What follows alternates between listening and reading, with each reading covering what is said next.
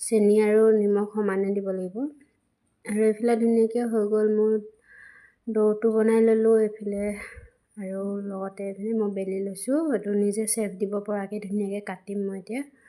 এইটো সেইফালে কাটি ল'লোঁ, কাটি লৈ ধুনীয়াকৈ ৰেডি হৈ গ'ল। আৰু এনেকৈ দীঘল দীঘলকৈ কাটিলে মানে কি দেখাত ভাল লাগে, জিৰাটো আৰু পটককৈ সিজে আৰু ধুনীয়াকৈ হয়। নহ'লে যদি হাতেদি বনাওঁ বা লাৰু লাৰু কৰোঁ তেতিয়া অকণমান বেয়া হয়, সেইকাৰণে তাক সদায় দীঘলকৈ বনাওঁ মই।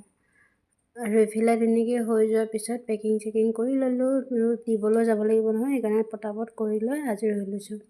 পিছে আজি ভিডিঅ'টো চাই কেনেকুৱা পালে কমেণ্ট কৰি জনাব। আজিলৈ আহিছোঁ, লগ পাম সকলোকে নেক্সট এটি ভিডিঅ'তে। Bye bye.